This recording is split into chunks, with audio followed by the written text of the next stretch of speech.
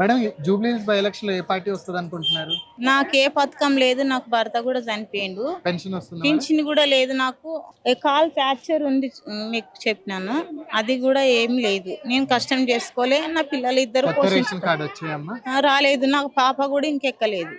ఇంకా మా ఆయన, నేను, మా బాబుది ఉంది.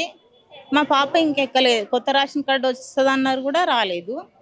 బతుకమ్మ చీర వచ్చిందమ్మా? రాలేదు. బతుకమ్మ చీర కూడా మేము తీసుకోలేదు. అసలు వచ్చిందనే విషయం కూడా మాకు తెలియదు. సో ప్రభుత్వం ఏం చేస్తే బాగుంటది అనుకుంటున్నారు? ఏం చేస్తా అంటే అందరినీ న్యాయంగా చూడాలని కోరుకుంటాను నేను. ఎందుకంటే ముందు ఎవరైతే ఉండి నాయకుల దగ్గరికి వెళ్ళి మాట్లాడతారో వాళ్ళకు గట్టిగా మాట్లాడాలని మనస్ఫూర్తిగా కోరుకుంటా. ఎందుకంటే లేనోళ్ళని చూడాలి, ఉన్నోళ్ళని చూడాలి. మాది road number 9, Ambedkar Nagar, road number 9 లో ఉంటా. నా పేరు బుజ్జి.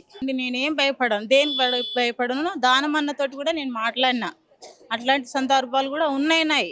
కానీ నేను ముందుకు పోతే వెనకకి అయిపోతామేమని పొద్దున పిలుస్తలేరు, పట్టించుకుంటలేరు. ఇక భర్త చచ్చిపోయిన వాళ్ళు అందరినీ ఎంత తక్కువ చూపు చూస్తారని అనుకుంటే సమాజంలో భర్త చనిపోయిన వాళ్ళు ఎక్కువ ఉన్నారు కదా. మడక తినేటువంటి ఓటు అవసరం ఉంది ఇప్పుడు మీకు. అందరినీ పలకరియాలి. మామూలుడికి వెళ్ళి పోతారు, బస్తీలో నలుగురిని తీసుకెళ్తారు, నలుగురిని తీసుకెళ్లారు. ముందు పోయిన వాళ్ళు తెచ్చుకుంటారు, పైసలు తింటున్నారు. మాకు ఇంతవరకు 1 రూపాయి కానీ